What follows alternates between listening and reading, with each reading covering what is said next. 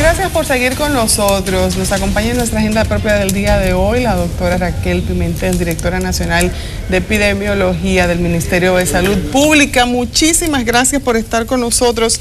Se ha informado que el gobierno de Brasil está dando ya unas cifras de bebés que han sido afectados por microcefalia, alrededor de 2.700 niños en este año, a propósito de que ya han sufrido del Zika. En la República Dominicana todo el mundo está a la expectativa de qué es lo que va a pasar, si va a entrar al país. Muchos dicen que es inminente la entrada del Zika a la República Dominicana. ¿Cómo se está trabajando desde el área de epidemiología de salud pública para evitar efectos como los que han pasado en Brasil? Bueno, muchas gracias por la invitación que nos hacen y poder compartir con la población los conocimientos actualizados que está difundiendo la Organización Panamericana de la Salud para que todos los países de alguna manera puedan tener una mejor respuesta frente a este evento emergente. Ahora mismo, una de las ventajas que tiene enfrentar una enfermedad nueva como esta es que comparte un conjunto de características y de intervenciones que son muy similares a las que se desplegaron para responder a la epidemia de chikungunya y las que hemos utilizado también para el dengue. Entonces, en términos de aprendizaje, de las acciones que hay que implementar, está el conocimiento. Si se hace necesario que nosotros estemos poniendo en marcha este conjunto de acciones para poder minimizar el impacto, pero es muy probable que tengamos la presencia de esta infección en el país y tanto la ciudadanía como las instituciones estatales y las que no son del gobierno deberían de tener la previsión necesaria para reducir el impacto de esta emergencia de salud pública que tenemos en el continente en este momento. Ok, y esa disminución del tamaño de la cabeza, esa microcefalia, ¿afecta al niño que sale de una madre que ha sido afectada por el padecimiento del Zika o de la chikungunya, o es al menor ya en el desarrollo y crecimiento de la infancia? Bueno, lo que se sabe hasta ahora es que hay una relación temporal entre la ocurrencia de este incremento de bebés que nacen. Porque afectó a la madre. Que nacen, exacto. La hipótesis es de que probablemente estas madres fueron infectadas durante el primer trimestre de embarazo. Sí. Al ser afectadas durante este proceso donde todavía se está formando el bebé, el proceso de embriogénesis, es afectado el desarrollo del sistema nervioso y entonces se ven este tipo de malformaciones. De todas maneras es una hipótesis. Está hasta el boletín que ellos compartieron ayer con todos los países, ya ellos han reportado alrededor de 2.800 casos de microcefalia distribuidos en 20 estados y 688 municipios, o sea que la relación es muy fuerte con la ocurrencia de esta epidemia de Zika virus. Entonces los países estamos muy atentos a poder ver cuáles serían las recomendaciones que estas investigaciones epidemiológicas están dando, porque este evento de microcefalia no había sido escrito en los brotes anteriores de Zika virus. Licenciada, yo estoy un poco preocupada porque hemos tenido, te dice que tenemos las lecciones aprendidas, porque el manejo de esta eventual enfermedad aquí en el país o este eventual virus tiene un manejo muy similar a casos en los cuales ya tenemos experiencia, mucha experiencia con el dengue, experiencia con la chikungunya. Sin embargo, los casos que nos reportan de este año nos dice que no se ha manejado muy bien el tema del dengue. ¿Qué tranquilidad me puede dar a mí como paciente en caso de tener esa situación de que va a ser enfrentada de la manera correcta? Sobre todo cuando hemos visto la cantidad de muertes por casos de dengue. Y si el abordamiento por parte del centro de salud es igual, entonces yo me preocuparía como paciente. Bueno, yo creo que debemos separar los dos tipos de problemas a los que debemos de atender con mejor efectividad. primero, reducir la incidencia de la enfermedad.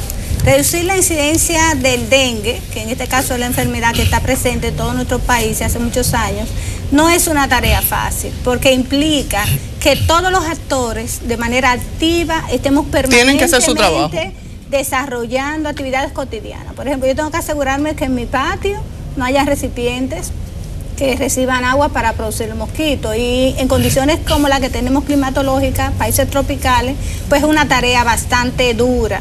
En cuanto a la característica de la diseminación de la enfermedad, en esta enfermedad nueva la probabilidad de que tengamos un mayor número de afectados es muy evidente y está relacionada con la susceptibilidad de la población. Claro. ¿Qué quiere decir? La experiencia frente a ese virus.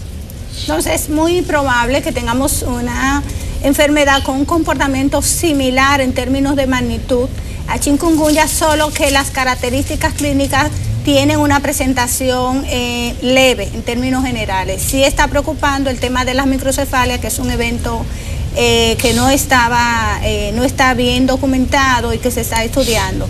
Entonces, el sistema de salud público-privado debe estar preparado para un incremento de la demanda de la atención, asegurando un adecuado triaje del paciente. ¿Qué quiere decir? Identificación de aquellos síntomas de peligro. Entonces deberían darse prioridad a la atención a las personas que presentan signos de peligro, y la gente debe conocerlos. La gente generalmente lo conoce porque son síntomas que evidencian que está comprometida la vida. Dificultad para respirar, también dolor abdominal, que es muy característico del dengue, porque en esta enfermedad lo que preocupa es que al parecerse al dengue se pueden banalizar los síntomas, entonces pase desapercibido una persona con dengue que necesita un cuidado especial. El aumento súbito de la presencia de un vector de una enfermedad que la produce un cambio muy significativo. En este caso el virus, que lo transmite el mismo mosquito, las tres enfermedades diferentes.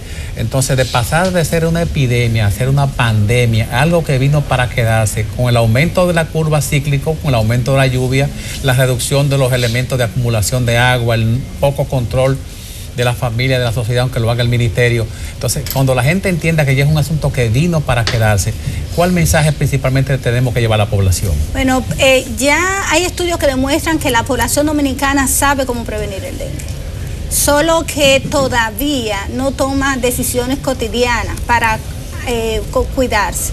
Y lógicamente debe haber coherencia entre las actividades que hace la ciudadanía con las que promueve el Estado, porque realmente el Estado tiene un papel muy importante. El Estado tiene que recoger la basura. Sí, entonces, por ejemplo, se dan situaciones de contramensaje. La intervención principal para prevenir enfermedades como esta es la eliminación de los criaderos. Entonces, cuando se estimula la fumigación, en momentos que no es de brote, la gente puede tener una percepción de falsa seguridad. O sea, una vez se fumiga, la gente piensa que está protegida, al día siguiente vuelven y nacen los mosquitos. Ya se sabe que un tanque de 55 galones produce entre 80 y 50 mosquitos diarios. Entonces, la fumigación no es la actividad de primera línea. Entonces, por ejemplo, los mensajes, cada vez que hablamos de dengue, precisamente los que ilustran son la fumigación. Entonces, las personas, frente a esa opción que le estamos promoviendo, pues hace muy poco para protegerse. Yo creo que el mejor mensaje que ha podido dar el Ministerio de Salud en algún momento es cloro untado y tanque tapado. Es uno de los mensajes que más rápido llega y la gente se identifica. O sea, es fácil de digerir por la mente del dominicano. El asunto es llevarlo a la práctica, porque la gente no le pregunta cómo hacer la prevención del dengue, la gente sabe, definitivamente la gente sabe. Pero con relación al Zika, ¿cuáles son esos síntomas que la gente pudiera identificar rápidamente y que sepa que tiene que ir al médico? Bueno, el síntoma principal y más común es la erupción de la piel, que eso tiene comúnmente salpullido. ¿Eso tiene de diferencia con el dengue entonces? Bueno, es muy parecido al chikungunya, que el chikungunya también había, sí, pero había una proporción de casos que presentaba erupción. En chikungunya era más característico el dolor de las articulaciones. En esa enfermedad el principal síntoma es la erupción de la piel, que se acompaña de una comezón bastante intensa, prurito intenso, y que debe aliviarse con antipruriginosos convencionales. O sea, no hay medicamentos específicos.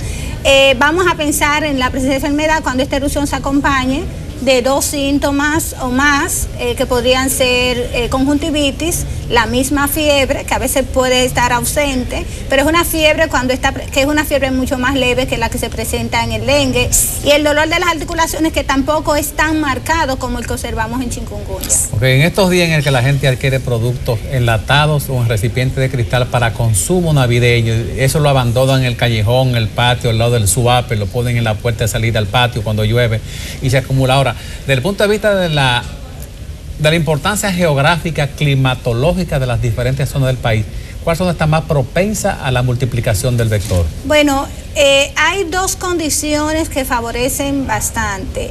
La densidad poblacional y la forma en cómo disponemos los desechos y almacenamos el agua en estas zonas donde hay gran cantidad de población. Entonces estamos viendo como municipios de alto riesgo aquellos municipios que tienen alta densidad poblacional y que tienen esa necesidad imperiosa de almacenar agua en los hogares. Entonces, para lo que es el despliegue de las intervenciones del plan de contingencia, debe dársele prioridad a estos municipios. Eso no quita que en cualquier hogar puedan existir las condiciones, pero estamos hablando en términos generales. En este tipo de enfermedad, donde la población no tiene inmunidad adquirida, en un país donde hay mucha movilización geográfica, vamos a tener casos en todas las zonas geográficas. Ahora sí debemos asegurar que esta presentación de casos no sean bastante súbitas y que no haya capacidad de respuesta para poder atender, y que la población esté bien informada en qué debe hacer, qué medicamentos no debe tomar. Por ejemplo, siempre hemos insistido en que no debe consumirse aspirina. Los médicos no deben indicar un conjunto de medicamentos tipo inyectable que deterioran la salud, especialmente cuando se trata de dengue, como es la neumelubrina, que es muy usada en las emergencias, la dipirona. Son medicamentos que no deben ser utilizados para bajar fiebre en estos países donde el dengue es endémico. Y usted le explica a la gente por qué no aspirina, qué elementos de la bioquímica tiene la aspirina que es contraproducente al aspecto de la salud del cuerpo. Bueno, lo que pasa es que la aspirina, hay un conjunto de medicamentos que son muy parecidos a ella desde el punto de vista químico. Ahí están el mismo ibuprofen, el diclofenac, que pertenecen a esa misma categoría. Son medicamentos que alteran el funcionamiento de las plaquetas. Anticoagulantes. Las plaquetas tienen un mecanismo de evitar que el agua que tiene la sangre, porque la sangre tiene agua, salga al espacio fuera de los vasos sanguíneos. Entonces, cuando las plaquetas están bajas, va a facilitar que salga, porque las plaquetas lo que hacen es pegarse suavemente a las paredes de los vasos sanguíneos para evitar que este líquido de la sangre salga fuera de los vasos sanguíneos. Entonces, si usted usa un medicamento que va a afectar el funcionamiento normal de las plaquetas y que de hecho la enfermedad misma puede cursar con una evolución que realmente es un indicador de pronóstico, y ya las madres saben cuando las plaquetas están bajadas, donde ya saben que algo está pasando. Entonces, no deberíamos usar estos medicamentos que lo que hacen es acelerar este tipo de cambios en una enfermedad como el dengue. Hay algo que se habló mucho cuando estaba en la chikungunya. Nos decían algo que usted comentaba hace solo unos minutos, de cómo no tenemos inmunidad para este virus. Pasó la chikungunya, bajó el nivel, una vez que una gran parte de la población se vio afectada, se le dijo que no iba a volver a darle porque ya estaba inmunizado. ¿Esto mismo pasa con el Zika? Las evidencias científicas disponibles hasta ahora dan cuenta de eso, de que hay una inmunidad que se adquiere con la infección, es un solo tipo de virus. Y no repite. En este caso de enfermedad no hay una fase crónica como si la hay en chikungunya, que es lo que confunde a las personas de que repite. O sea, en chikungunya hay una proporción de personas que queda con reactivación de los dolores articulares y piensa que le está repitiendo la enfermedad, pero realmente no repite. Entonces la probabilidad de que haya brotes en los años sucesivos es relativamente baja, porque sí quedamos protegidos desde el punto de vista inmunológico una inmunidad natural, como llamamos, porque no hemos vacunado a las personas, pues esa vacuna no existe. Ya no deberíamos de tener en los años siguientes brotes sucesivos. Sí, está, por ejemplo, en chikungunya descrito que pueden aparecer brotes en un periodo entre 5 y 10 años según se vayan acumulando personas susceptibles que vienen siendo las próximas generaciones de niños y jovencitos que ya no tuvieron la experiencia con la enfermedad. ¿Ya hay registro de personas que han sido afectadas por el Zika en la República Dominicana? Hemos tenido notificación, porque el sistema de vigilancia de la República Dominicana es un sistema bastante abierto, donde el personal de salud, tanto del sector privado y público, independientemente de la exhaustividad, eventualmente pueden escaparse algunos casos, pero cuando se trata de una enfermedad nueva, los médicos piensan en ella y comunican. Nosotros evaluamos en términos de criterio epidemiológico. En este caso no estamos considerando la historia de viaje, pero sí la presencia de casos adicionales, porque es muy poco probable que una enfermedad como esa se presente de manera aislada, a menos que no sea de un viajero que la haya adquirido fuera del país. Entonces, o un mosquito que pique a un visitante, a un extranjero en tránsito, entonces ya sea la primera parte, la inicial. Bueno, es que pueden llegar mosquitos infectados, pero debería venir a través de las embarcaciones, puede ser menos probable. O sea, lo más probable es que vengan personas aparentemente asintomáticas y de manera inadvertida pues tengamos ya huéspedes infectados en el país que van a ser atacados por los mosquitos dominicanos, como yo digo, y entonces ahí se va a facilitar la transmisión. Esos casos que ha dicho que se han que le han dado la voz de alerta, ¿se han identificado como Zika o todavía están? Son sospechas, reúnen ciertas características clínicas, no epidemiológicas, pero hemos tenido la oportunidad de investigarlo. Hasta ahora los resultados han sido negativos. El laboratorio que está disponible para todo el continente de las Américas en ese momento, excepto en Brasil, que es un país que tiene una larga tradición en investigación epidemiológica y desarrollo de los laboratorios de salud pública, no contamos con laboratorio, y el laboratorio desde el punto de vista general no está siendo recomendado para el diagnóstico clínico. Más bien, el laboratorio va a ser utilizado para monitorear el curso de la epidemia y poder seguir cómo va penetrando a los diferentes territorios del continente. Debemos terminar la entrevista, pero quisiera hacer una última pregunta. Hemos visto un comportamiento diferente del mosquito. Antes, por ejemplo, yo recuerdo que nos decían, el mosquito no pica después de las 6 de la tarde, porque bajaba la temperatura. Pero hemos visto que ahora en cualquier momento tú te encuentras con mosquitos, aún con temperaturas muy bajas. Bueno, primero debemos saber que existen varios tipos de mosquitos.